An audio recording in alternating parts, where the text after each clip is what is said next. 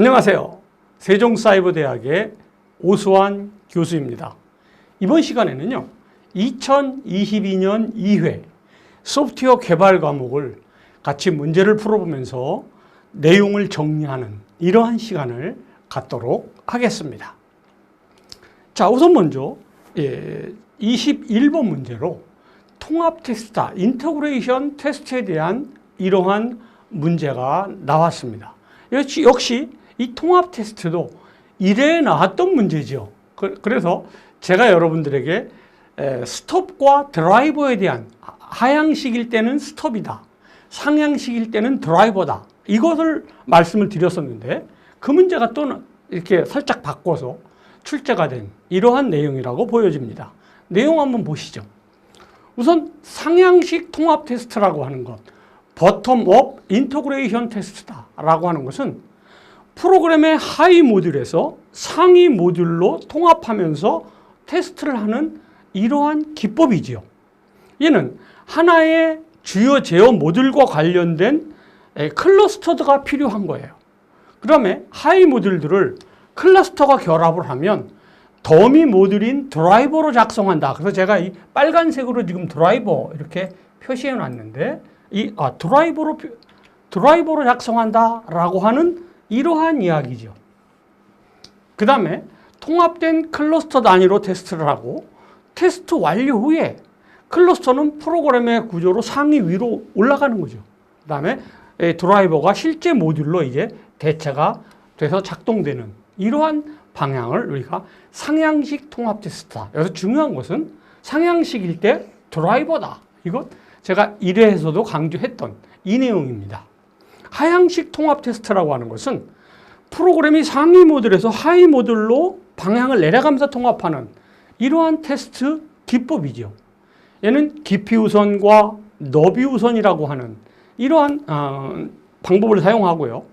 테스트 초기부터 사용자에게 시스템 구조를 보여줄 수가 있습니다.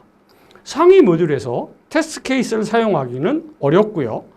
주요 제어 모듈은 작성된 프로그램을 사용해서 종속 모듈인 이 스톱으로 대체를 한다라고 하는 이 내용이죠. 그래서 상향식일 때는 드라이버다, 하향식일 때는 스톱이다라고 하는 사실을 우리가 반드시 이해를 하고 넘어가야 되는 이러한 내용이 될 수 있겠습니다.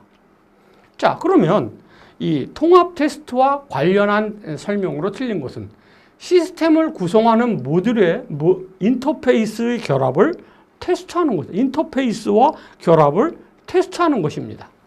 자, 하향식 통합 테스트라고 하는 것은 너비 우선 방식으로 테스트할 모듈을 선택할 수 있습니다. 상향식 통합 테스트의 경우 시스템의 구조에서 최상위에 있는 모듈을 먼저 구현한다. 아니죠. 상향식이라는 건 밑에서 조립을 해서 위로 올라가는 건데 어떻게 최상위에 있는 모듈을 먼저 구현하고 올라가겠습니까? 그 얘기는 틀린 얘기입니다. 모듈 간의 인터페이스와 시스템의 동작이 정상적으로 잘 되고 있는지를 빨리 파악하고자 할 때는 상향식보다는 하향식 통합 테스트가 빠르게 내려올 수 있다라고 하는 이러한 이야기가 되겠습니다. 그래서 정답은 3번의 상향식 통합 테스트의 경우 최상위에 있는 모듈을 먼저 구현한다. 이건 아니고요. 상향식이라는 건 밑에 것들을 먼저 처리하고 위로 올라가면서 이렇게 처리하는 이러한 방법이 되겠다라는 이러한 내용이 되겠습니다. 다음 보죠. 다음과 같이 레코드가 구성되어 있을 때 이진 검색 방법으로 십자를 찾는다라고 하는 거예요. 이렇게 이진 검색에 나오면 마찬가지로 여러분들 이거 암산으로는 절대 안 됩니다. 연필과 종이를 가지고 시험장에 가서 종이 달라 그러면 주니까 그 계산지를 하나 받으셔가지고 이렇게 표를 그리셔야 돼요. 그래가지고 인덱스를 붙여줘야 돼요. 자, 1번에 1이다. 뭐 2번에 2다. 얘는 지금 데이터가 1, 2, 3, 4, 15니까 이렇게 인덱스를 안 붙여줘도 뭐 이건 조금 쉽겠네요. 그러나 이 데이터가 다를 때는 반드시 인덱스 없이는 어려워요. 이렇게 해서 인덱스를 먼저 그려줘야 됩니다. 이렇게.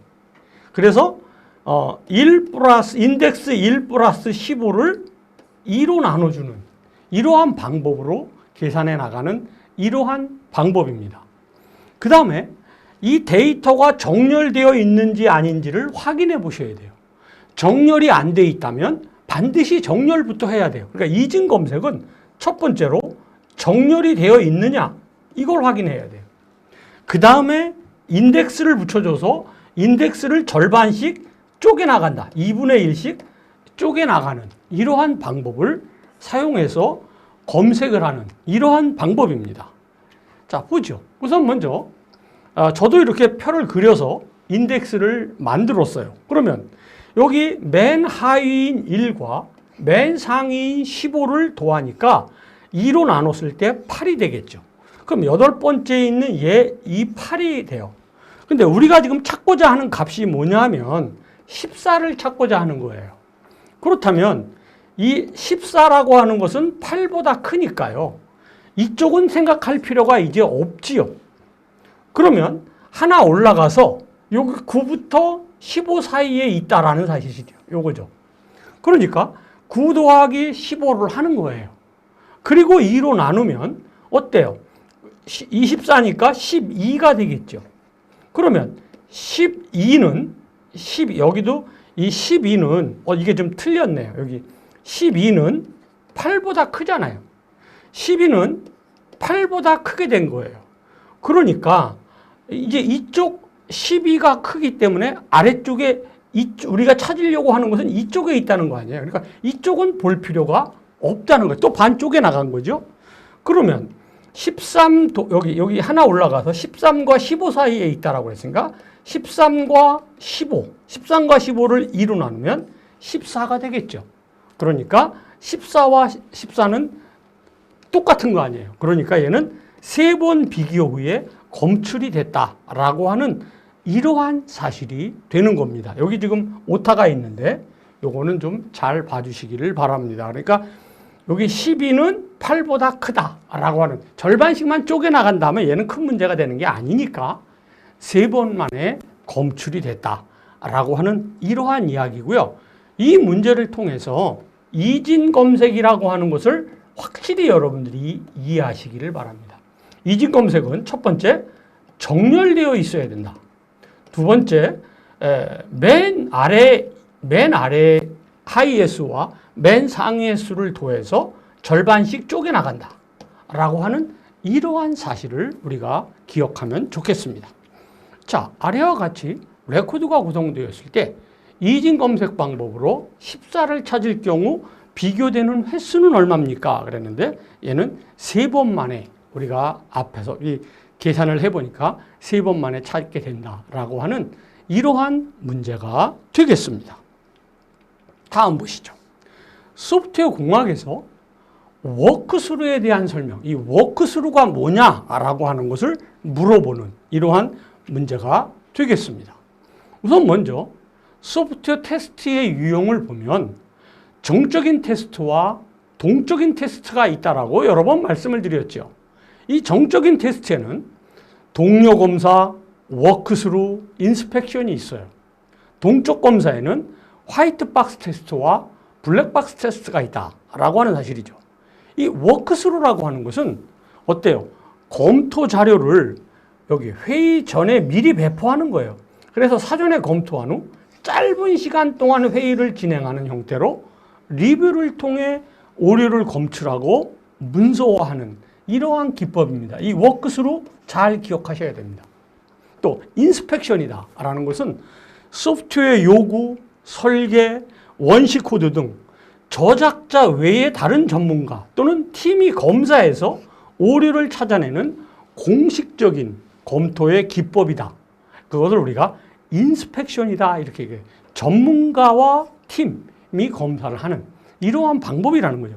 그 다음에 동료 검토는 2, 3명이 진행한 여기도 오타가 있네요. 진행한 리뷰 형태로 요구사항 명세서를 작성자가 요구사항 명세서를 설명하고 이해 관계자들이 들으면서 결함을 발견하는 이것을 우리가 동료 검토다라고 하는 이러한 사실입니다. 이 워크스루, 인스펙션, 동료 검토 이거 다 잘 아셔야 되는 이러한 내용입니다. 자, 워크스루에 대한 이야기를 지금 나왔는데 여기 워크스루라고 하는 것은 어때요? 자료를 미리 검토하고 그 사전 검토하는 것에서 짧은 시간 안에 한다라고 하는 이러한 이야기가 되는 거잖아요. 그러니까 틀린 것을 찾는다라고 하는 이러한 이야기에서 사례를 확장해서 명세하거나 설계 다이어그램, 원시 코드, 테스트 케이스 등에 적용할 수가 있습니다. 복잡한 알고리즘 또는 반복, 실시간 동작, 병행 처리 같은 기능이나 동작을 이해할 때 유용하게 쓸 수 있습니다. 여기서 인스펙션과 동일한 의미다. 이건 아니죠. 인스펙션과 어떻게 동일합니까? 단순한 케이스를 이용해서 프로덕트를 수작업으로 수행하는 것이다. 뭐 이러는데 여기 우리가 인스펙션과 워크스루는 전혀 다르죠. 인스펙션이라고 하는 것은 원시 코드라든지 이런 것들을 저작자 외에 다른 전문가나 팀이 검사하는 이러한 방법이니까 인스펙션과 동일한 의미를 가진다. 이 말은 잘못된 이야기다 라고 하는 이러한 사실이라 정답은 3번이 되겠습니다 라고 하는 이러한 이야기가 되겠습니다. 다음 보죠. 24번입니다. 소프트웨어 개발 과정에서 소프트웨어 변경사항을 관리하기 위해 개발된 일련의 활동을 뭐라고 합니까? 라고 하는 이러한 이야기의 문제인데요. 자, 우리가 한번 자료를 보죠. 이 소프트웨어 형상 관리다. 이걸 우리가 SCM이다. 이렇게 얘기하는데 SCM이라고 하는 것은 소프트웨어 컨피그레이션 매니지먼트다. 라고 하는 이러한 말의 약자라고 하는 거예요. 소프트웨어 변경 사항을 체계적으로 추적하고 통제하는 것으로 소프트웨어 소스 코드뿐만 아니라 개발 환경, 빌드 구조 이런 전반적인 환경에 대한 내역을 관리하는 이러한 내용입니다. 그래서 변경 관리에는 소스 코드의 변경 사항에 대한 관리, 버전 관리가 있고요. 그다음에 형상 관리라고 하는 것이 있는데 얘는 프로젝트와 관련된 모든 변경사항, 이거 빨간색으로 제가 표현했잖아요. 모든 변경사항을 관리할 때 형상관리다 이렇게 이야기를 하겠습니다. 클렉이라고 하는 것은 게임이나 유틸리티 등 이 복사 금지되는 것을 깨가지고 복사하는 이런 것들을 우리가 클렉이다 이렇게 이야기를 하겠죠. 자, 그러면 소프트웨어 개발 과정에 소프트웨어 변경사항을 관리하기 위해 개발된 일련의 활동을 뜻하는 것을 뭐라고 그래요? 형상관리다 이렇게 이야기를 한다는 거죠. 그래서 답은 형상관리다 이렇게 이야기를 하겠습니다. 자, 25번 보도록 하죠. 테스트 케이스와 관련한 설명으로 틀린 것은 어떤 것입니까? 라고 하는 이러한 문제입니다. 이 테스트 케이스를 알고 있느냐? 뭐 이런 걸 물어보는 시험 문제라고 보여지는데요. 자, 테스트 케이스가 뭔지 한번 살펴보도록 하죠. 이 테스트 케이스라고 하는 것은 명세 기반의 테스트의 설계 산출물로 설계된 입력각과 실행 조건과 기대 결과로 구성되어 있는 테스트 항목의 명세서를 나타내는 거예요. 보통 테스트 케이스를 우리가 쓰는 이유가 있는데 그것은 두 가지인데 테스트의 누락 방지와 테스트의 투명화 때문에 쓰는 거예요. 또 이제 그 4번의 예제에 테스트 오라클이라고 하는 것이 나오는데 이 테스트 오라클이 뭐냐? 얘는 테스트의 수행 결과가 참이냐 거짓이냐를 판단하기 위해서 미리 정의된 참값을 대입해서 실제 결과와 비교해 보는 거예요. 이러한 기법을 우리가 테스트 오라클이다 이렇게 이야기를 하겠습니다. 자, 25번 문제에서 테스트 케이스와 관련한 설명으로 틀린 것은 어떤 것입니까? 그런데 테스트의 목표 및 테스트 방법을 결정하기 전에 테스트 케이스를 작성해요. 결정도 안 했는데 어떻게 테스트 케이스를 작성해요? 그러니까 이것은 이미 말이 앞뒤가 안 맞아요. 2번 볼게요. 프로그램에 결함이 있더라도 입력에 대해 정상적인 결과를 낼 수 있기 때문에 결함을 검사할 수 있는 테스트 케이스를 찾는 것이 중요합니다. 개발된 서비스가 정의된 요구사항을 준수할 수 있는지 확인하기 위한 입력각과 실행 조건, 예상 결과의 집합으로 볼 수가 있습니다. 테스트 케이스의 실행이 통과했는지 실패했는지를 판단하기 위한 기준 테스트를 우리가 참인지 거짓인지 이것을 오라클 테스트다 이렇게 이야기를 한다. 이런 얘기가 되겠습니다. 그러니까 틀린 답은 1번이 정답이 되겠다라고 하는 이러한 얘기가 되겠죠. 자, 다음 문제 넘어가도록 하겠습니다. 자, 객체 지향의 개념을 활용한 소프트웨어 구현과 관련된 설명으로 틀린 것은 어떤 것입니까? 여기서는 지금 객체 지향이 뭐냐라고 하는 것을 물어보는 이러한 문제입니다. 그럼 한번 자료를 보도록 하겠습니다. 우선 객체 지향에 프라이빗과 프로텍트드와 퍼블릭이라고 하는 거, 이거 아마 자바를 써보신 분들은 너무나 잘 알 수 있을 것 같은데요. 이 프라이빗이라고 하는 것은 프라이빗으로 선언된 어트리뷰트, 속성과 메소드는 해당 클래스에만 접근이 가능해요. 프라이빗은 해당 클래스에만 통용이 된다라는 거예요. 그 다음에 프로텍티드는 프로텍트로 선언된 속성과 메소드는 해당 클래스 또는 해당 클래스에서 상속받은 클래스에서 써요. 상속받은 클래스에서 쓸 때 프로텍티드다 이렇게 쓰는 거죠. 이 퍼블릭이라고 하는 것은 어디서든지 쓸 수 있어요. 퍼블릭으로 선언된 속성과 메소드는 어떤 클래스라도 접근이 가능하다라고 하는 이러한 이야기예요. 그래서 얘는 상당히 중요합니다. 자바를 하는 사람의 입장에서는 굉장히 중요해요. 프라이빗, 프로텍티드, 퍼블릭이다 라고 하는 것이고, 이 프라이빗은 해당 클래스에서만 쓸 수 있어요. 프로텍티드는 해당 클래스와 상속받은 클래스에서 쓸 수 있어요. 퍼블릭은 어떤 클래스라도 접근이 가능하다라고 하는 이러한 이야기가 되겠습니다. 자, 객체 지향을 활용한 소프트웨어 구현과 관련한 설명 중에서 틀린 것은 어떤 것입니까? 그랬는데 객체란 필요한 자료 구조와 수행되는 함수를 가진 하나의 독립된 객체 존재이다. 제가 객체를 설명할 때는 항상 이렇게 객체다 그래 놓고 어떻게 돼? 속성과 메소드로 구성이 돼요. 이 속성이라고 하는 것은 자료 구조예요. 이런 얘기들을 여러 번 설명했는데 1번이 지금 그 얘기를 하잖아요. 그 다음에 2번 자바에서 정보 은닉이라고 하는 이것을 때 프리빗이라는 의미에서 공개다. 공개 아니지요. 프라이빗이라고 하는 것 우리 어땠어요? 얘는 해당 클래스에만 쓰는데 어떻게 공개입니까? 그러니까 2번은 틀린 얘기입니다. 상속이라고 하는 것은 개별 클래스를 상속관계로 묶음으로써 클래스 간에 체계화된 전체 구조를 파악하기 쉽다는 장점이 있습니다. 같은 클래스에 속하는 개개의 객체이자 하나의 클래스에서 생성된 객체를 우리는 뭐라 그래? 인스턴스다. 제가 이거 그림으로 객체와 객체를 추상화하면 어떻게 돼요? 클래스가 된다. 클래스를 다시 객체로 뽑을 때는 인스턴스화한다 라는 얘기를 여러 번 설명드렸던 얘기죠. 그러니까 답은 어때요? 2번이 되겠다라고 하는 이러한 이야기가 되겠습니다. 이 프라이빗이라고 하는 것은 해당되는 그에서만 사용할 수 있다라고 하는 이러한 이야기가 되겠습니다.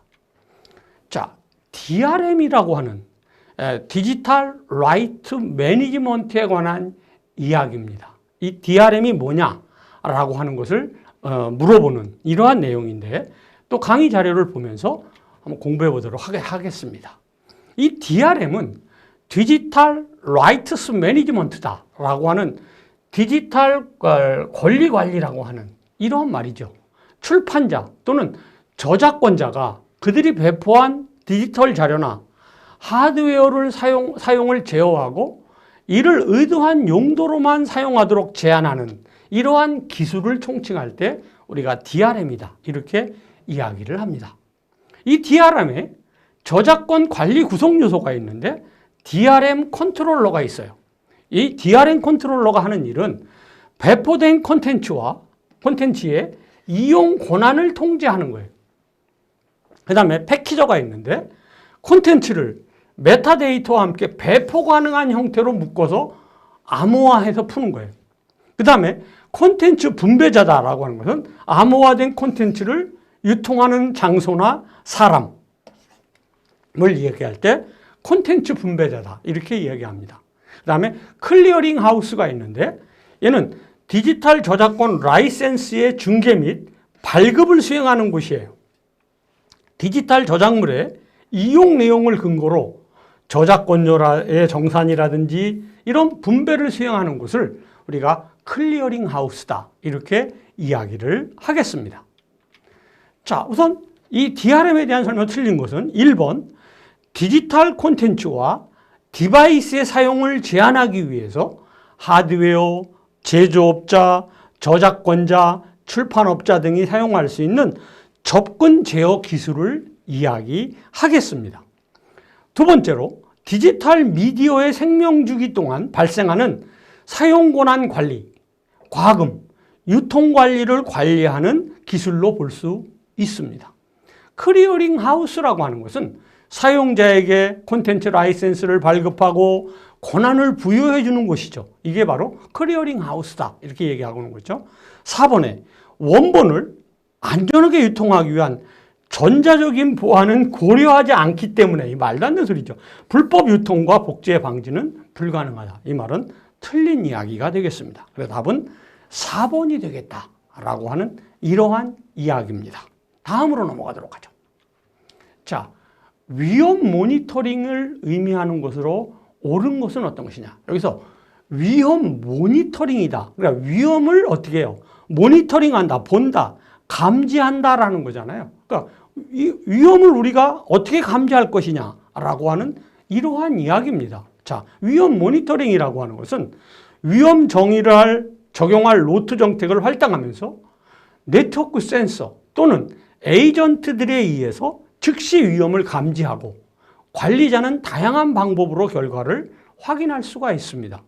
노드 관리에서 표시된 위험 확인이라든지 위험 뷰 관리를 관리부로 변경하고 위험 로그를 확인하고 대시보드에 위험 탭을 하고 현황 필터에서 위험 감지를 확인하는 이러한 방법으로 우리가 할 수가 있겠다라고 하는 이러한 내용이 되겠습니다. 자, 그렇다면 위험 모니터링의 의미로 옳은 것은 위험을 이해하는 것, 맞는 것 같긴 하지만 위험을 이해하는 것보다는 위험 요소에 대한 것들을 계속해서 인지하는 것이잖아요. 그러니까 위험 자체를 이해하는 것이 라고는 보기가 좀 어려운, 근데 얼뜻 보면 1번에 손이 나가기가 참 쉬운 이런 문제입니다. 첫 번째 조치로 위험을 피할 수 있도록 하는 것이다. 위험 발생의 조치를 취하는 건 아니죠. 위험 요소, 이거죠. 바로 위험 요소들의 징후에 대하여 계속적으로 인지하는 것을 우리가 모니터링한다 이렇게 얘기하잖아요. 계속적으로 인지하는 것, 이거니까 그게 바로 모니터링이라는 의미잖아요. 그러니까 답은 4번이 되겠다라고 하는 이러한 이야기가 되겠습니다. 다음 문제 보죠. 자, 동시에 소스를 수정하는 것을 방지하며 다른 방향으로 진행될 개발 결과를 합치거나 변경된 내용을 추적할 수 있는 소프트웨어 버전 관리 도구는 뭐냐라고 하는 거예요. 소프트웨어 버전 관리 도구에 대한 이야기인데 강의 자료 보도록 하죠. 이 소프트웨어 버전 관리 도구별 특징이 있는데 이 CVS라고 하는 거예요. 이 CVS는 Concurrent Version System이다 라고 하는 이러한 이야기인데 서버와 클라이언트로 구성되어 다수의 인원이 동시에 범용적인 운영체제로 접근 가능하며 버전 관리가 가능한 이러한 도구를 우리가 CVS다 이렇게 얘기해요. 그 다음에 SVN이다, 서버 버전이다 라고 하는 말인데 하나의 서버에 소스를 쉽고 유용하게 관리해 줄 수 있는 도구예요. 얘는 GNU라고 하는 Not Unix 정책이다. 이 말은 뭐냐면 상업용 정책에 반대한다 라고 하는 이런 자유재단의 이야기예요.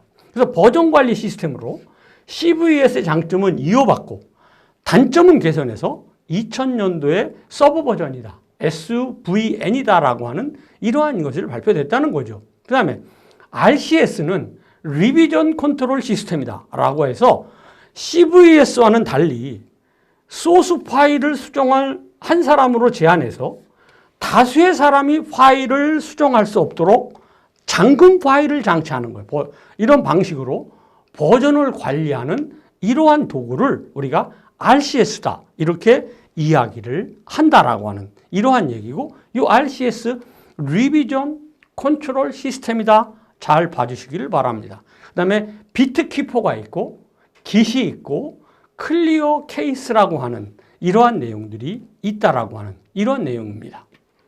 자, 그러면 동시에 소스를 수정을 방지하면서 다른 방향으로 진행된 결과를 합치거나 변경된 내용을 추적할 수 있는 소프트웨어 버전 관리 도구라고 하는 것은 어때요? 앞에서 우리 배웠잖아요. RCS다. 리비전 컨트롤 시스템이다 라고 하는 이러한 이야기가 돼서 답은 1번이다. 이렇게 이야기가 되겠습니다. 자, 30번 문제 보죠. 화이트 박스 테스트와 관련한 설명으로 틀린 것은 이 화이트 박스 테스트와 블랙 박스 테스트, 얘도 이미 우리가 앞에서 다 공부를 했던 이러한 내용인데요. 다시 한번 강의 자료를 보시고 그 다음에 문제를 세부적으로 풀어보도록 이렇게 하겠습니다. 자, 우선 화이트 박스 테스트다. 얘는 제가 개발자 테스트다. 이렇게 여러분들에게 말씀을 드렸었죠. 소프트웨어 혹은 제품의 내부 구조나 동작을 세밀하게 검사하는 테스트이기 때문에 개발자가 아니면 어떻게 내부 구조를 알아요?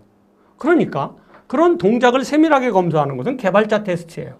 개발자가 소프트웨어 또는 컴포넌트의 로직에 대한 테스트를 수행하기 위해 설계 단계에서 요구된 사항을 확인하는 개발자 관점의 단위 테스팅 기법이다.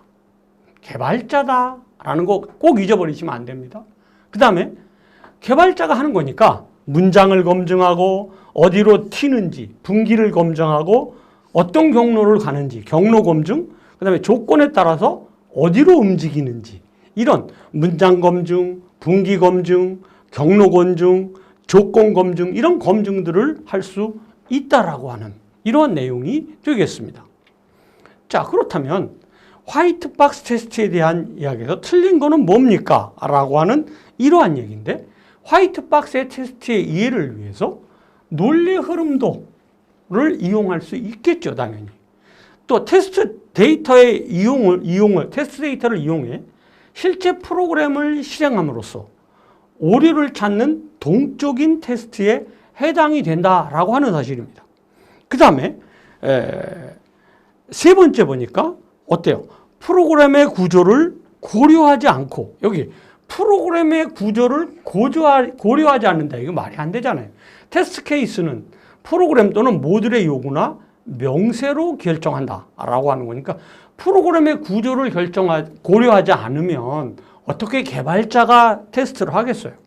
또 네 번째, 테스트 데이터를 선택하기 위해 검증 기준을 결정한다. 그렇으니까 답은 3번에 프로그램의 구조를 고려하지 않는다. 이 말이 틀린 이야기다 라고 하는 사실입니다. 그래서 답은 3번이 되겠다라는 이러한 이야기입니다. 다음 보죠.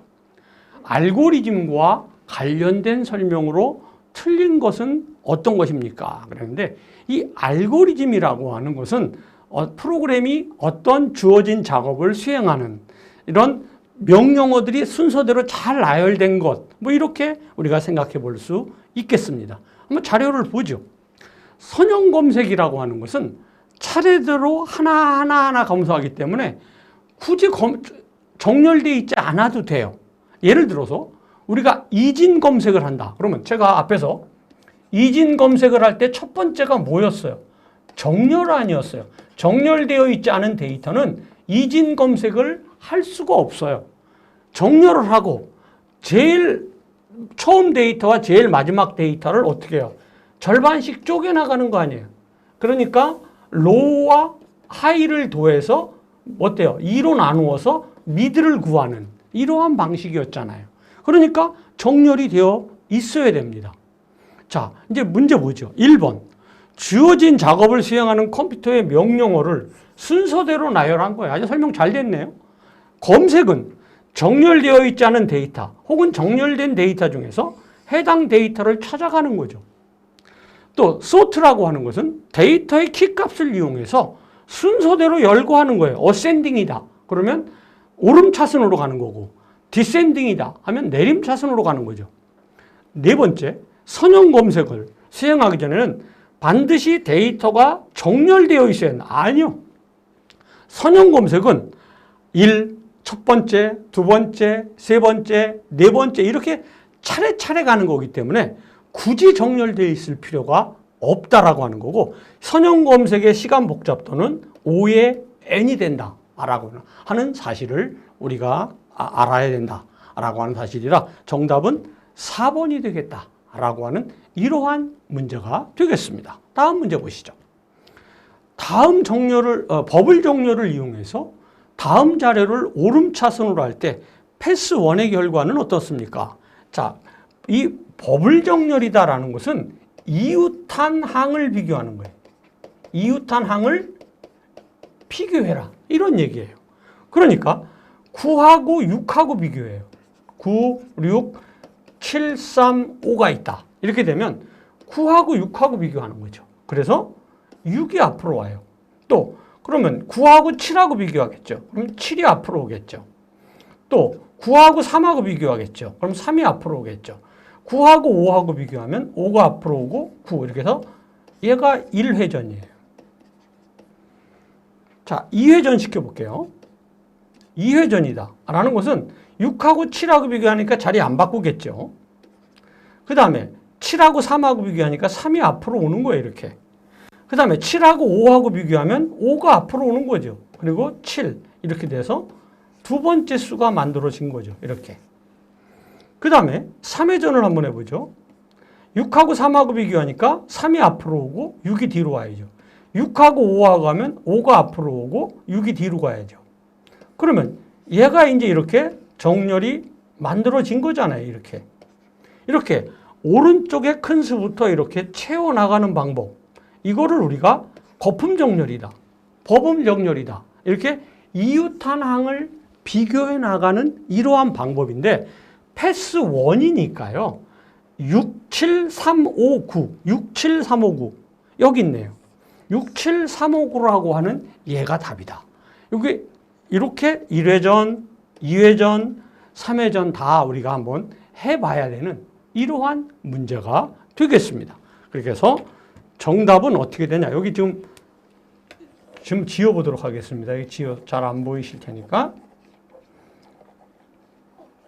어떻습니까? 지금 여기 제가 지금 빨간색으로 9, 97, 976 이렇게 소트가 됐다라고 하는 이러한 얘기들을 지금 보고 있는 이러한 내용이라 정답은 어때요? 4번이 되겠다라고 하는 이러한 내용이 되겠습니다. 자, 33번 문제 보죠.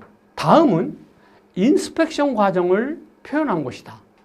가와 마에 들어갈 말을 보기에서 찾아 바르게 연결한 것은 어떻게 되겠습니까? 라고 하는 이러한 이야기가 되겠습니다. 먼저 그림을 보니까요. 계획이 있어요. 계획이 있고 난 다음에는 뭐 준비가 필요하고 그 다음에 어떤 조치들이 필요한 것인데 강의 자료를 먼저 한번 보시죠. 자, 계획이 있고 오버뷰가 있어요. 그 다음에 준비가 필요한 거죠. 그 다음에 검토회의, 재작업을 하고 난 다음에 재작업은 다시 원래 계획으로 되돌리는 거고요. 여기서 추적, 팔로우업이다라고 하는 것은 바로 인스펙션 회의다. 이렇게 생각하시면 돼요. 인스펙션 회의다. 이렇게 되는 거예요. 그러니까 계획과 준비가 필요하고 그 다음에 검토회의가 하고 재작업을 한 다음에 그게 다 끝나면 인스펙션의 회의를 하면 되겠죠. 추적을 하면 된다라고 하는 이러한 그림으로 보시면 되겠습니다. 자, 그러면 인스펙션 과정을 표현한 것이다. 과에 마에 들어갈 말로 보기에 찾아서 바르게 연결한 건 어떤 거냐. 준비, 사전교육, 인스펙션 회의, 수정, 후속 조치 뭐 이렇게 필요하니까 가번에는 뭐 준비가 필요하다. 이런 얘기가 되겠죠. 그 다음에 마에 해당하는 것은 어제 마지막에 끝난 거니까 얘는 인스펙션 회의가 돼야 되잖아요. 인스펙션 회의가 일어난다. 인스펙션 회의가 일어나야 된다. 라고 하니까 마에 들어갈 말은 디귿이 들어가야 돼요. 그 디귿이 들어가는 것은 다와 나밖에 없죠. 1번과 2번, 3번도 있네요. 그러면 여기 니은이면 사전교육.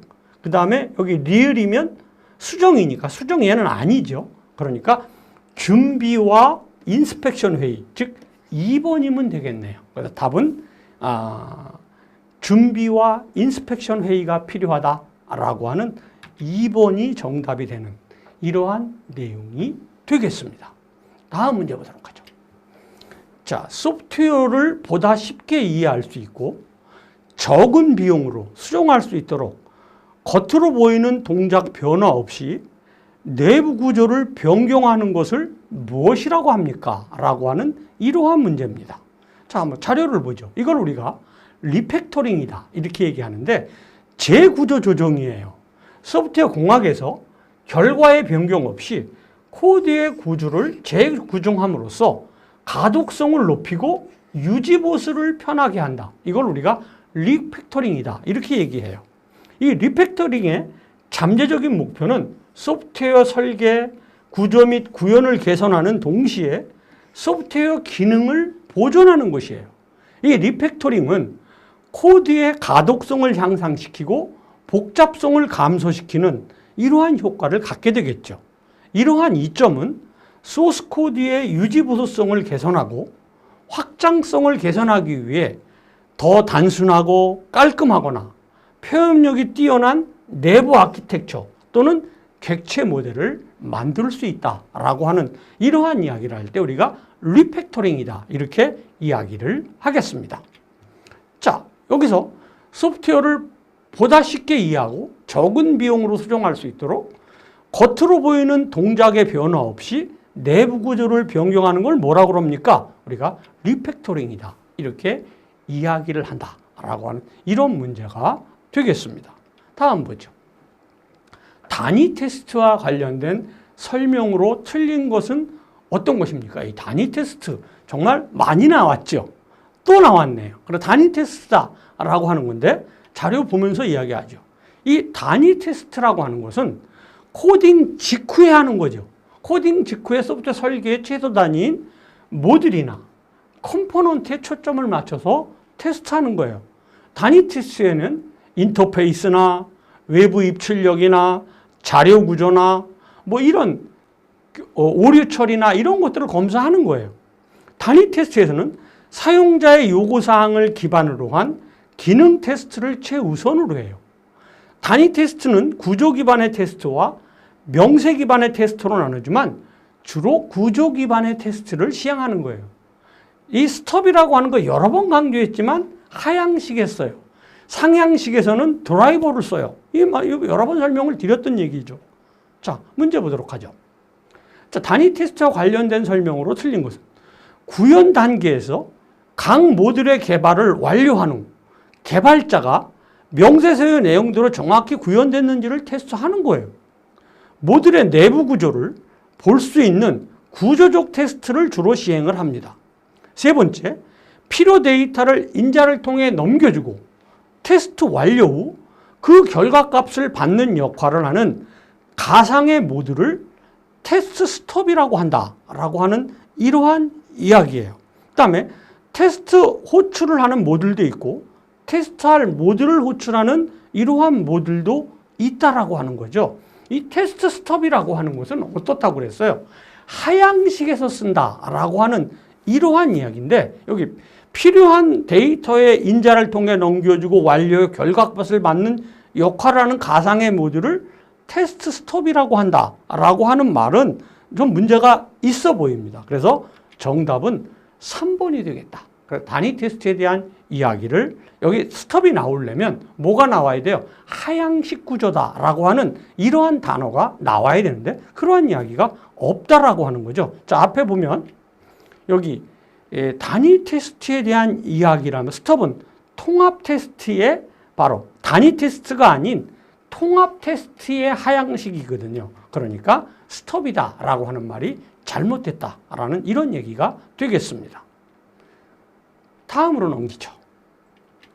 자, IDE다라고 하는 이러한 얘기인데 얘는 Integrated Development Environment다라고 해서 도구의 각 기능에 대한 설명으로 틀린 것은 어떤 것입니까? 라고 했는데 이 IDE는 뭐 통합도구죠. 이 통합도구라고 해서 뭐 여러분들 뭐 자바 할 때 이클립스라든지 이런 것들은 전부 IDE의 대표적인 거죠.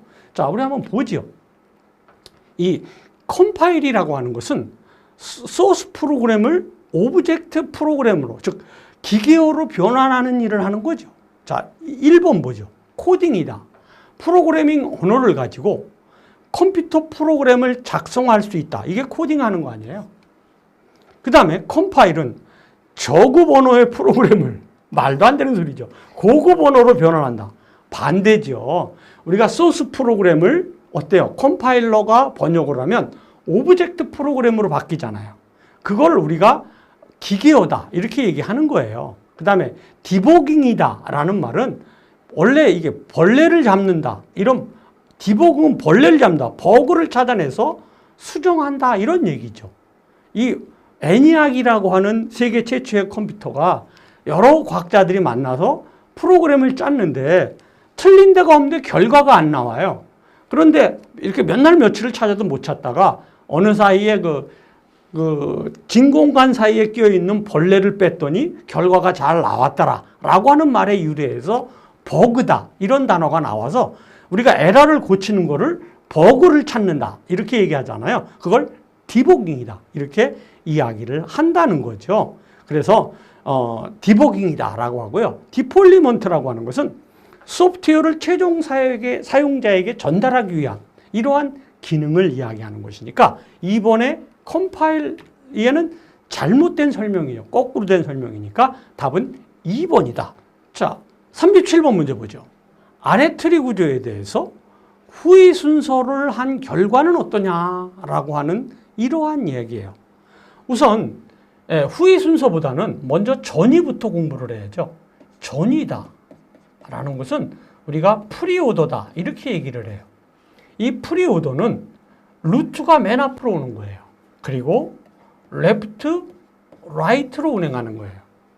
그 다음에 중이다 라는 것은 우리가 인오더다 이렇게 얘기하는 거예요.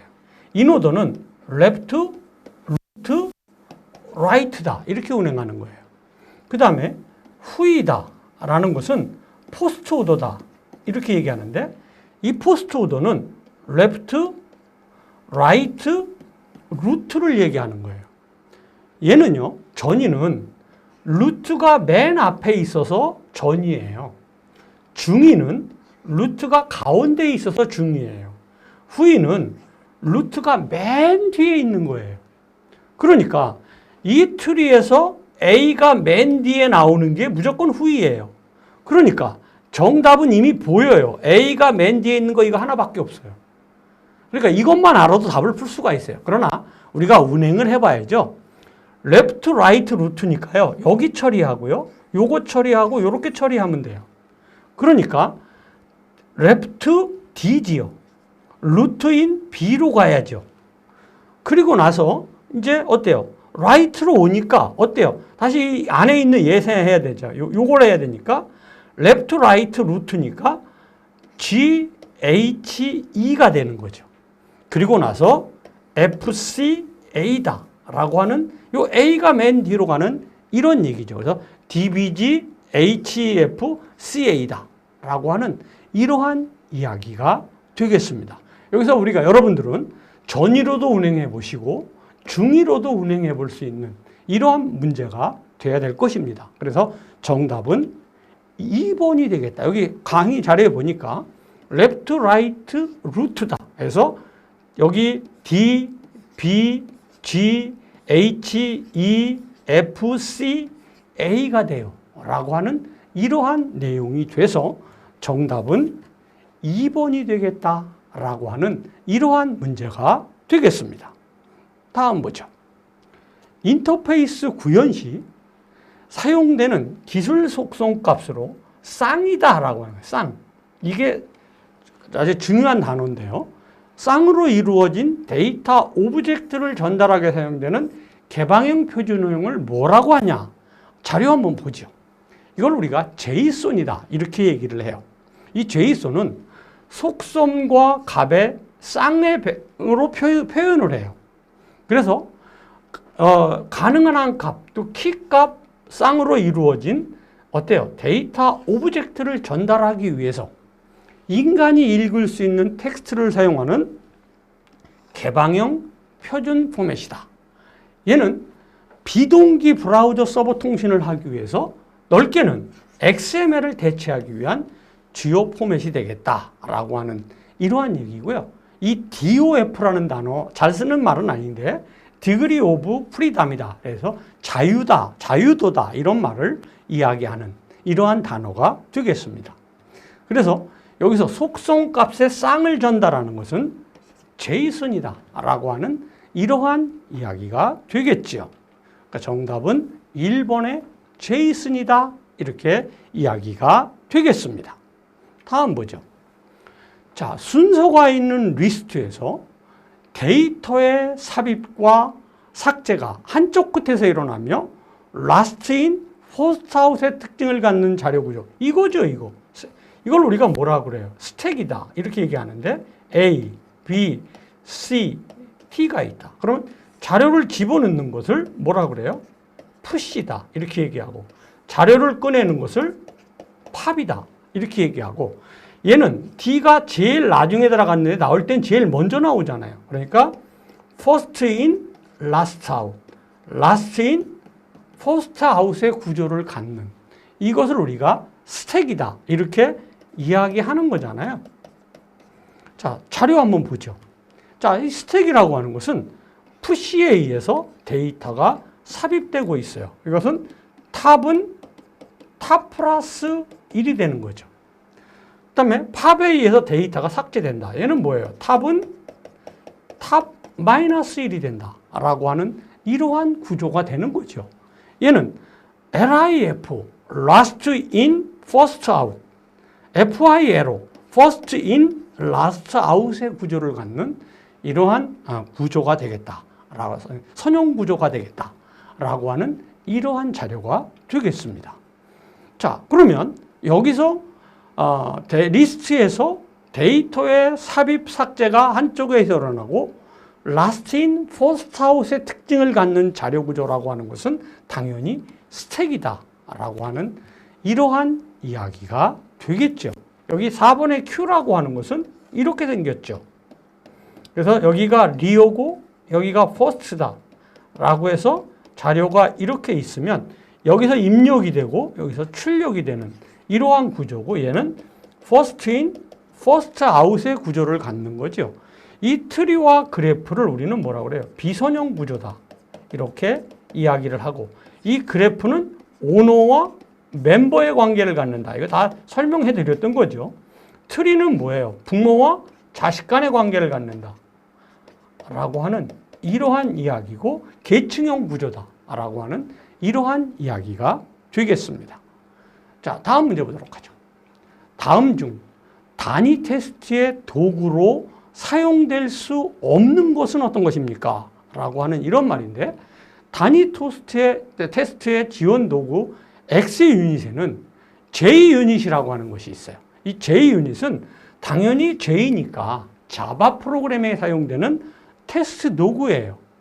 그 다음에 이 N유니티라고 하는 것은 모든 넷 언어에 널리 사용되는 단위 테스트의 프레임워크로 병렬로 실행할 수 있는 데이터 중심 지원, 테스트 지원을 해요. 그 다음에 이 CPP는 말 그대로 C++이죠. 뭐 CPP니까.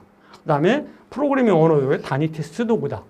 HTTP 유니트라고 하는 것은 웹브라우저 없이 웹사이트 테스트를 수행하는 데 사용되는 오픈소스 소프트웨어의 테스트 프레임워크가 되겠다라고 하는 이러한 내용이 되겠습니다.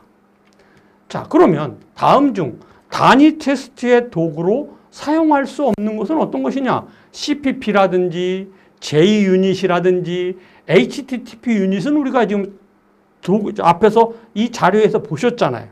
그러니까 여기 LGP 유닛이다 라고 하는 것은 단위 테스트 도구로 쓸 수 있는 내용이 아니다 라고 하는 이러한 사실이라 정답은 어떻게 돼요? 4번이 되겠다 라고 하는 이러한 내용이 되겠습니다. 자, 이렇게 해서 이번 시간 수업을 마치도록 하겠습니다. 감사합니다.